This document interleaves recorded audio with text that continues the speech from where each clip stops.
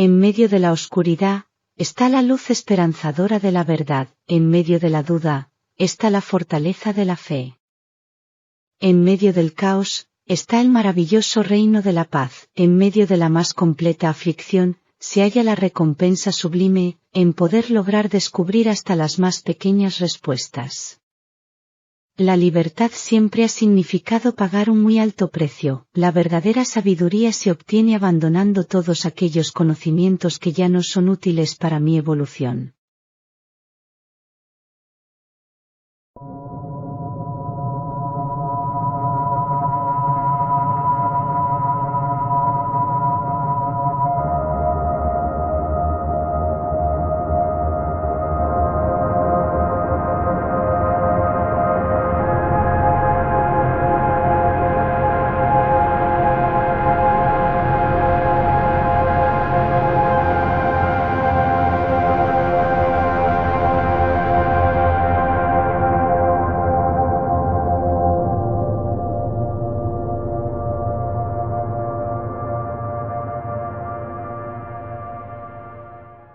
Se recomienda al vídeo espectador discreción con la información que aquí se presenta.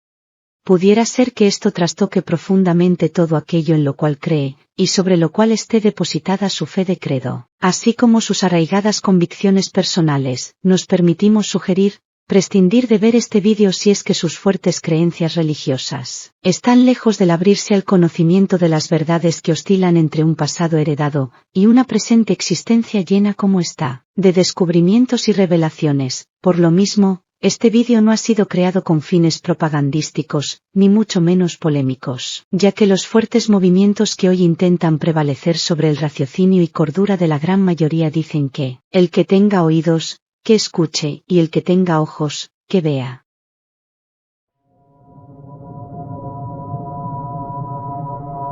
Libro Cielus Noster. Tomo octavo.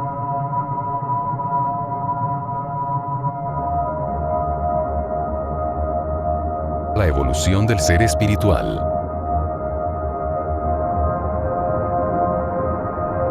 Primera parte.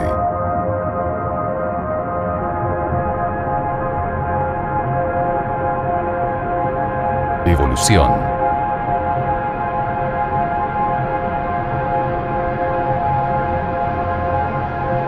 Misterios develados.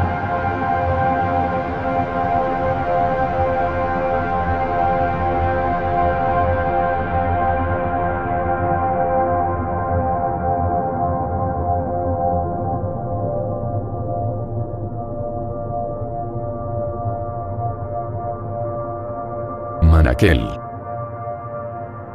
12. La evolución. El instinto.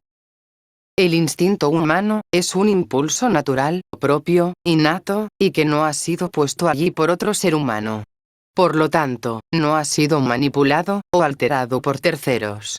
Viene inserto de forma inconsciente en el patrón genético suprasensible y heterogéneo. Si bien atiende a impulsos reactivos, espontáneos y muchas veces con efecto reflejo, también es cierto que posee una cualidad intrínseca de conocimiento, que viene codificado en una memoria adyacente, fuera del plano físico. Ejemplo. Niños encontrados en la selva, después de haber estado extraviados por largos meses, o varios años inclusive, y que lograron sobrevivir a dicha experiencia, ante la expectación, el asombro y la incredulidad de quienes los hallaron, son una muestra tangible de cómo el instinto obra. Si bien, el instinto no desarrolla capacidades elevadas de destrezas, y conocimientos mentales agudos y finos, sí logra su más puntual cometido, y el cual es uno solo. Simple pero de gran relevancia: mantener con vida al ser. Cueste lo que cueste, y contra todo vaticinio lógico. El instinto es la condensación de la memoria de las experiencias pasadas, que evoluciona y se vuelve, cada vez, más extraordinario, y con un alto grado de efectividad, a medida que el ser desarrolla vivencias y experiencias, vida tras vida. A mayor cantidad de experiencias en la materia, a través de sus numerosas encarnaciones, el instinto se convierte en una formidable cualidad. El instinto básico es, por lo general, estimulado por las experiencias límites de supervivencia, mas, a medida que la especie humana evoluciona, será influenciado, principalmente, por estímulos del tipo vivencial y de interacción con sus pares. De ahí que el instinto es la primera cualidad de la mente inconsciente que habita en lo más profundo del bulbo mental etérico. La ciencia, pese a tener en sus manos una cantidad importante de estudios serios que pueden respaldar estas afirmaciones, no se atreve a sumergirse en un campo que, de abordarse de forma más seria, y libre de trabas de limitantes prejuicios, podrían acercarse, de forma importante, a la sanación de numerosas crisis y pseudopatologías del tipo mental, que han desconcertado a la humanidad a través del tiempo. El complejo reptiliano, el cual es mal llamado como cerebro primitivo, es donde se alberga el instinto humano. Es el que gobierna decisivamente a la mente global, y de forma determinante, a los otros dos subsistemas cerebrales, los cuales hoy se les conoce como complejo límbico y complejo neocórtex. Se cree que el instinto actúa sin haber sido sometido a un aprendizaje sistematizado, y que tiene un carácter estereotipado y no reflexivo, pero esto está muy lejos de la realidad, ya que todo esto se basa considerando al ser humano como una entidad biológica que comienza su aprendizaje e interacción con la realidad desde que sale del vientre materno, sin considerar ni abrirse mentalmente al hecho de que existe un largo historial preconcebido y de naturaleza etérica que viene viajando y desarrollándose, a veces, a través de miles de años de evolución antropomórfica. Observación, al margen. He aquí que se deba reconsiderar y replantear la posición drástica y determinativa, que predica en favor del mal llamado aborto. Ya que, no siendo este de índole terapéutico, clínico y eugenésico, la interrupción de una vida en ley, independientemente de la naturaleza y situaciones puntuales sobre su concepción, no se debe llevar a cabo. La llegada de aquel ser a la experiencia de la vida es la única forma que tienen los seres que esperan de poder ir avanzando en su largo camino de evolución. Tener muy presente que encarnar es un honor y no un castigo.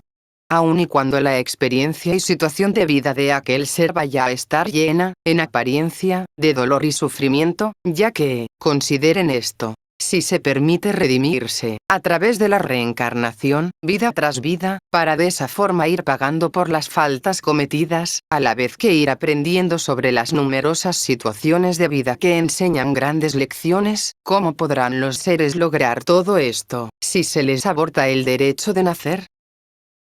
Ignorante estáis sobre las grandes manipulaciones de la oscuridad, aquella que gobierna en el limbo y en el infierno. Porque, aun y cuando estén allí seres sufrientes condenados por sus faltas y graves errores, aún así, la misericordia de los cielos les permite volver a encarnar, para de esa forma volver a retomar su camino y expiar sus culpas, en pos de la redención y el perdón divino. Mas, los seres de la oscuridad no quieren esto. Y harán todo lo posible para estropear y dañar los designios divinos, a través de una propaganda nefasta y muy bien articulada, poniendo en la boca de muchos, y muchas, sus derechos irrenunciables. Sin caer en cuenta, de que no son más que peones que se pueden sacrificar, para lograr así, sus más retorcidos planes. El mal no quiere que la humanidad evolucione. No quiere que avance. No quiere que tome conciencia, y salga del esclavizante estado en el cual se halla sumergida. Sépase que, de los 3/3 que desde el comienzo de los tiempos ha encarnado, aún falta que encarne 1/3 de ellos. Y hasta que la medida no llegue a su total completo, la tierra de Orantía seguirá en el más completo y absoluto caos. Este conocimiento es sagrado, ya que, todo cuanto esté en favor de la vida, bien visto y juzgado es por los cielos. Sagrado es también, porque, serán los justos los que heredarán la tierra, y claramente, el quitarle el derecho a nacer a un ser, no tiene nada de justicia. Sépase también, seguidores de la corriente silenciosa que, es total y absolutamente falso eso, a lo cual denominan como sobrepoblación. Si bien es cierto que, por razones, todas de índole humano, en algunas partes del mundo los seres viven, comparten y habitan de forma hacinada, esto no dice que en la tierra de Orantía falte espacio para vivir. Eso es, absolutamente falso. ¿Cómo es falso que los recursos estén por agotarse? No. No creáis en todo ello. Los recursos son mal administrados, mal distribuidos, mal entregados. Un saco de semillas puede dar sustento, trabajo y recursos para muchos seres. Si se dejara de invertir en armas, y en vez de ello, se invirtiera en las personas, la tierra no solo daría frutos, sino, daría a todos paz y libertad. Pero, mirad a vuestro alrededor. La oscuridad no tiene la intención de que eso suceda. Porque no quiere a los seres vivos desarrollándose y evolucionando. No. De ninguna manera. Quiere a los seres muriendo de sed, muriendo de hambre, matándose entre ellos, destruyendo todos y cada uno de sus logros y triunfos. Por eso es que, desde el origen de los tiempos, cuando una cultura belicosa, opresora y sedienta de sangre y poder, conquistaban a otras culturas más evolucionadas y ricas, en vez de absorber su cultura, su patrimonio y su grandeza, procedían a no dejar piedra sobre piedra. A aniquilar a toda su población. A destruir aquella pujante y maravillosa cultura hasta los cimientos. Porque a la oscuridad nada le importa más que la destrucción. Y el lograr esclavizar a toda la humanidad. Todo aquello que se esgrima como razones justificadas para lograr la interrupción y finalización prematura del embarazo de forma premeditada y voluntaria, y que no permita que el feto pueda sobrevivir fuera del útero, causará un gran daño a una muy extensa cadena de seres. Tanto encarnados, como desencarnados. Transformándose en un karma para quienes lo provoquen, y en una triste amargura para quienes, a través de aquel ser, se haya dado la orden para que ingresen a este mundo de vivencias. Y esto no es una amenaza que pretenda amedrentar a quienes estén considerando, o vayan a considerar el llevar esto a cabo. No. Solo tomadlo como una muy sutil advertencia. Mis derechos, jamás pueden estar por sobre los derechos del otro. Mi vida no es más importante que la de otro ser. Solo la vida es importante. Sobre el instinto. Se dice además, y confirma, con soberbias aseveraciones que, el instinto se ha ido perdiendo a medida que la humanidad evoluciona hacia estados de mayor raciocinio, pero esto, no es realmente así. Muchos desconocen que, por una parte, la especie humana, a través de sus ciclos de encarnación, va cultivando en su ser, estados mucho más depurados de inteligencia, ya que su capacidad de entender y comprender, se mueven en una dirección objetiva, al presentarse situaciones de mayor complejidad, permitiendo con esto que evolucionen sus otros cuerpos y procesos mentales, para poder así planear la forma de, lograr avanzar y dar con la solución de los problemas que se le van presentando, en el sinnúmero de experiencias que vive. Por otra parte, no consideran el valioso aporte de lo cual está constituida la naturaleza del instinto humano, ya que, este jamás deja de existir y estar latente en el ser, y que al igual que los demás cuerpos mentales, evoluciona hacia mayores estados, con capacidades que pueden llegar a ser, verdaderamente, extraordinarios y prodigiosos. El instinto no desaparece, o decrece. Solo duerme. Y es muy fácil demostrar y comprobar esto. Ejemplo. Dejen abandonado en una isla solitaria a una persona que posea una extraordinaria inteligencia, con un gran poder de raciocinio y memoria, y verán cómo lo único que le permitirá sobrevivir a esta situación límite, será el poder y la fuerza de su instinto.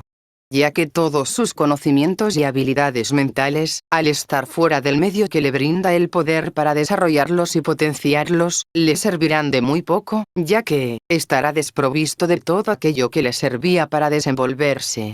Es allí, cuando el instinto, vuelve nuevamente, a ser el verdadero amo. La inteligencia, no es solo una, sino que, es la suma de varios tipos de inteligencia que habitan en el ser. Es esta una de las razones principales por lo cual la especie humana es, y puede llegar a ser, extraordinariamente prodigiosa. Y su inteligencia no habla de habilidades específicas, aisladas y particulares, sino de habilidades interconectadas, que conforman un todo homogéneo cognitivo y general, que crea una amalgama de energías de las más variadas características. Un verdadero crisol energético, mental y de pensamiento. Para los más escépticos e incrédulos, están estos sencillos ejemplos. Cada célula del cuerpo humano posee inteligencia, entre la gran cantidad de cualidades y atributos, que las vuelven un verdadero prodigio de la evolución. El ego humano cree ser el responsable de su salud, cuando en realidad lo único que hace es preocuparse de ella cuando el cuerpo, sumido en una verdadera desesperación, comienza a dar muestras de inarmonía y deterioro. Es cuando recién el ser toma cartas en el asunto, y comienza a aplicar las medidas necesarias para ayudar al cuerpo a intentar restablecer sus funciones normales. Muchas veces, eso sí, demasiado tarde llegan estas tomas de conciencia, ya que, cuando se traspasan los límites, el cuerpo físico no posee la energía, capacidad y elementos necesarios, en cantidad y calidad, para restablecer sus funciones. Y está este ejemplo que es incuestionable e irrefutable. Cuando el cuerpo físico sufre una herida cortante expuesta, no es la mente del ser humano que le dice a su organismo qué es lo que debe hacer. No les dice a los anticuerpos que vayan a la zona afectada. No les ordena a los glóbulos rojos que acudan allí en grandes cantidades a contener la pérdida de sangre. No le dice al cuerpo que genere plasma para comenzar la cicatrización. No le da órdenes a las células específicas para que comiencen a formar un nuevo tejido que proteja la parte afectada. Nada de eso es así. Simple y llanamente el cuerpo, inteligentemente, da curso de forma inmediata a todos los procesos necesarios para tratar tal emergencia. A lo más, y si es que lo hace, el ser humano le aplica a la herida un poco de desinfectante y una bandita sanitaria. Y eso sería todo. Entonces, decir que el ser humano posee una sola mente, es algo risorio y por completo soberbio. Ya que de esa forma, se estaría desconociendo la maravillosa labor de todas y cada una de las células que intervienen en los numerosos procesos biológicos de forma autónoma, y a la vez mancomunada, y en los cuales, ni siquiera piensa el ser humano al estar sumergido en sus asuntos y experiencias. De igual forma, existen otras mentes coadyacentes que están allí ejerciendo una labor maravillosa, y de la cual el ego humano, ni siquiera escucha, y menos considera. La memoria. No se definirá acá, lo que hoy se conoce y llama como memoria. Es una pérdida de tiempo para los fines que este compendio de conocimientos entrega y persigue.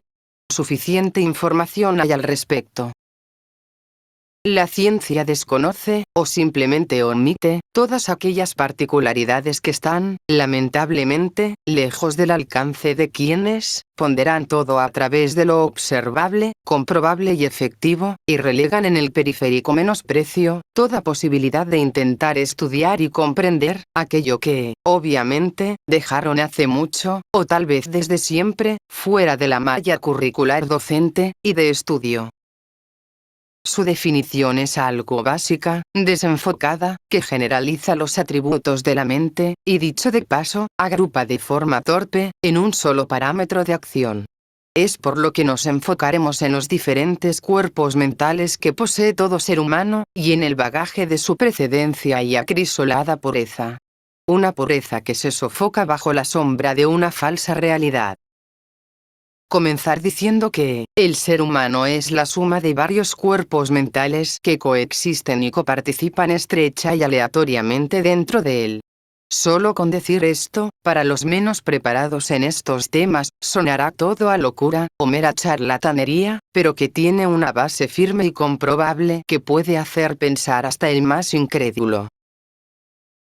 están los llamados fenómenos médicos y de la salud mental, específicamente de la psiquiatría, la psicología y el psicoanálisis, y con los cuales han debido lidiar, como han sido y son todavía aún, aquellos trastornos psíquicos, psicosomáticos, emocionales y mentales, los cuales han superado fuerte y grandemente sus capacidades profesionales. Esto es, para su pesar, un hecho innegable e indesmentible, ya que poseen el tristemente célebre récord de no contar con un solo paciente documentado, cuyos trastornos hayan sido curados, o sanados lisa y llanamente.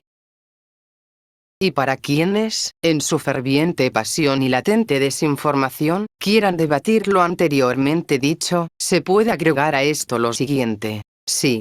Se han visto algunos avances, pero estos no son de tipo curativos o sanativos, sino paliativos. A través de fármacos y drogas que, lo único que hacen es dopar y adormecer estados latentes de desequilibrio, pero que en ningún caso dicha mejoría se debe a una restauración de la armonía perfecta del ser, sino tan solo a una solución disfrazada de calmante.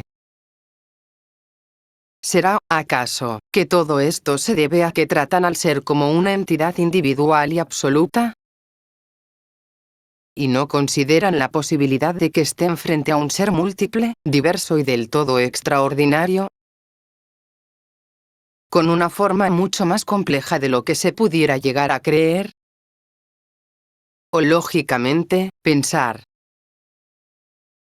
Ya que, sin haber sido diagnosticado con algún tipo de trastorno mental, todos los seres humanos poseen y vivencian estos mismos extraños comportamientos.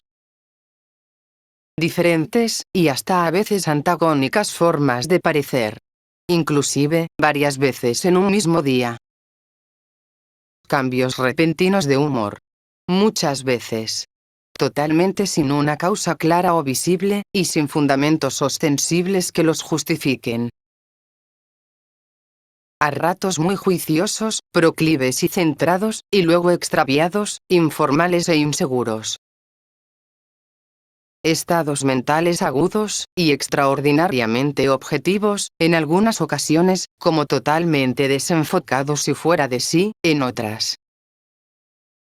Momentos de gran apasionamiento, y en otros, total apatía y enajenación. El cambio repentino de gustos. Autopropuestas determinantes, para luego retractarse, o simplemente desistir de ellas.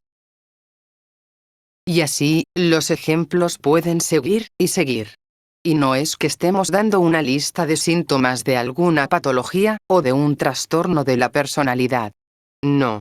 Tampoco estamos diciendo con esto, que todos presenten marcadamente estas características.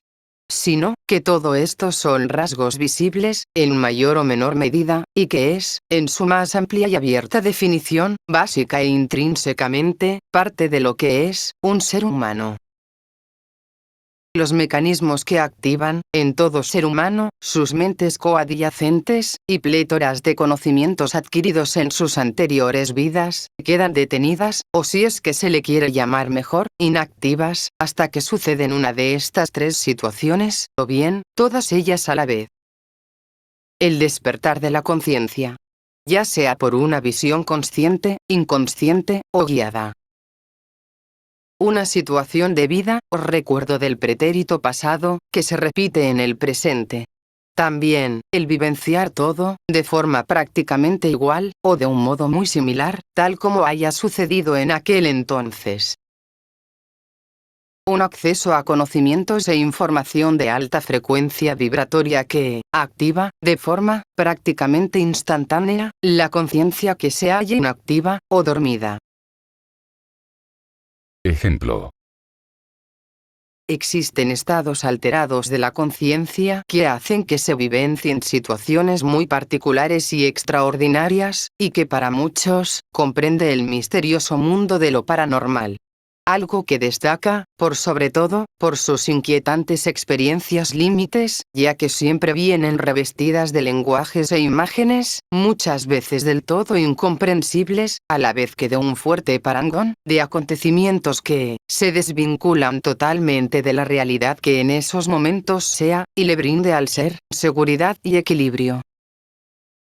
Y al decir paranormal, palabra que en realidad es muy poco precisa, y de una muy abierta definición e interpretación, se está queriendo decir que todo aquello que es de naturaleza fuera de la normalidad, y de la realidad plana de la existencia, está fuera de toda observancia, lógica y estudio, ya que lo tangible y demostrable es lo que verdaderamente representa la normalidad. Esto es parte de la fundamentación de la ciencia médica alópata que se resiste, aún, a traspasar las fronteras de aquella normalidad, y comenzar a descubrir todo aquello que existe tras los misteriosos velos de lo inadmisible. Estados de vivencias que se repiten. Sueños lúcidos. Regresiones conscientes o guiadas. Recuerdos de experiencias pasadas.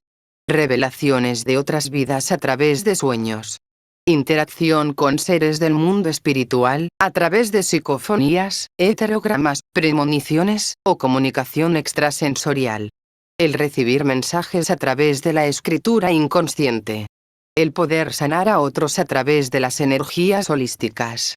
Son todos ellos, entre muchos otros, ejemplos que sirven para comprender que todo aquello, a lo cual se le llama normal, está muy lejos del centro verdadero de la razón de la existencia y la vida, y del real plano de manifestación, que en el más amplio y perfecto estado y concepto, comprende el cúmulo de experiencias y realidades que conforman el orden divino de todo cuanto existe, y es. De todo cuanto existe, y se ve. Y de todo cuanto existe, y que no se ve. Los cuerpos mentales que están involucrados en el ser humano son todos, a excepción del alma, substancias volátiles pertenecientes al reino mental energético superior, y por lo tanto, no tienen ninguna causa de origen de tipo material, a través del reino tangible. Todo lo que es mente, no se genera en el plano de la materia. El cuerpo denso está para contener a los cuerpos mentales. Y no es que los cuerpos mentales existan gracias a que nazcan, o se creen, a través de procesos biológicos concretos, y por causas de tipo físico. La mente. Mente inferior. El cuerpo humano posee una mente básica, o primordial, que es correspondiente a su cuerpo causal. Además posee una mente inarmónica, o conflictiva, a la cual se le denomina ego, y que es correspondiente a su cuerpo astral. Existiendo de dos tipos, una, denominada como bajo astral, y otra, denominada como astral elevado. La diferencia entre ellas solo tiene relación a su evolución de conciencia, y no a su procedencia, u origen, o al tiempo que lleve en el proceso de evolución. Así tenemos 4 mentes que comprenden el llamado cuaternario inferior, y que no por ser de un estrato más bajo, son necesariamente de menor importancia o valor, ya que de todas formas, sus estados y esencias son de gran prodigiosidad. El más básico de todos ellos es el cuerpo físico. Un cuerpo prácticamente perfecto, maravilloso en su composición y estado. Por ser este el único cuerpo que existe bajo una forma física y por disponer hoy de numerosos estudios serios sobre su naturaleza, composición, función y estado, es que existe mucha información sobre él. No obstante, aún se está muy lejos de hallar respuesta y contestación a sus numerosas características, sobre todo en los trastornos que se provocan en sus distintos y diferentes sistemas. Inmediatamente después, se halla el cuerpo causal, llamado también como la primera mente, o mente básica. Luego viene uno de los cuerpos de mayor alteración energética, e inarmonía. Pese que algunos consideren que es tan solo un cuerpo de gran pasión, con una energía desbordante. La verdad es que el cuerpo astral es a lo que algunos llaman un provocador, un maldiciente, un verdadero demonio. En el mundo de la ciencia médica es denominado como el ego. Por último está el primer cuerpo de alto valor y virtud, y de muy desarrollada conciencia, el cuerpo etérico. En cierto modo es el que intenta encauzar al ser y todos sus cuerpos, hacia la obtención de una más elevada conciencia. todos ellos, poseedores de una mente propia que, de forma alternada, ya sea por ciclos, la numerosa cantidad de las veces, o ya sea por períodos de tiempo relativamente cortos, van alternándose para liderar al ser humano en su avance, desarrollo y evolución. Mente superior. Así llegamos a la cúspide mental de todo ser humano, el terciario superior. Partir diciendo que, si bien todos tienen esta condición y organización suprasensible, esta no se halla activa de forma permanente en todos ellos. Ya sea por ley, ya sea por un estado de karma, ya sea por un nivel de baja conciencia, los cuerpos mentales superiores solo cohabitan estrechamente con el ser, cuando en él existen grandes y elevadas condiciones y estados de pureza, tanto de acción, palabra, y por sobre todo, de tipo mental. Algo que es difícil comprender de buenas a primeras, pero que, al ir dilucidando calmadamente el conocimiento que aquí se entrega, se podrá ir descubriendo que, por una parte esto es muy necesario que sea de esta forma, y por otra parte, no es posible conciliar dos estados tan opuestos de conciencia, y que estos a su vez, interactúen y se comprendan entre sí. De esta forma llegamos, en esta escala de existencia, a los señores espirituales. Con un muy alto nivel divino de conciencia. El que está más alto es el cuerpo monádico. Un ser divino y de luz que, aunque esto les suene un tanto golpeador para vuestro atesorado ego, es quien tomará al ser y lo conducirá a un estado más puro de existencia, cuando llegue el final de su ciclo de encarnación. Esto siempre y cuando, el ser completo y al unísono, haya alcanzado a superar todas las grandes y difíciles pruebas de maestría. Más abajo está, el cuerpo átmico. Una especie de subdirector que gobierna sobre los estados espirituales activos en el ser, y que sirve de mediador, y muchas veces de abogado, ante el tribunal kármico, después y luego, de cada desencarnamiento, y quien es un mediador, a la vez que un mensajero entre los seres inferiores a él, y el ser espiritual que los gobierna. Debe quedar en claro que no es un gobierno impositivo, determinativo y esclavizante, sino, un gobierno por amor, y con amor, que obra en conciencia, a la par de la conciencia suprema. Algo muy difícil de comprender, si es que no se han vivenciado estados conscientes del amor de Dios obrando sobre los reinos mágicos de la espiritualidad. Y liderando, por sobre los demás cuerpos inferiores, está el cuerpo búdico. Decir de él que es, como un pequeño Dios que habita en el templo físico de cada ser, y quien es llamado también como ángel ministrador o ángel de la guarda.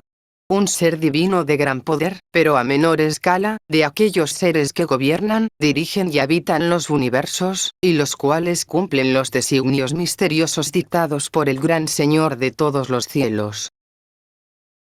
Ahora, será importante aprender sobre aquellos otros seres que existen en la bella tierra de Orantía, y cuáles son, y han sido, las causas y razones de su existencia, y el por qué cohabitan con la raza de los humanos. Pero téngase muy presente que, no todo aquel que aparezca con una forma humana, lo es. Solo aquellos que hayan sido concebidos en ley. Algo que se deberá estudiar, ya que es muy difícil aceptar todo esto, por el simple hecho de que venga alguien, y lo diga. La evolución. Misterios develados.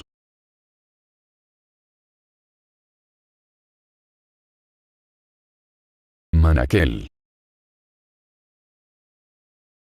12.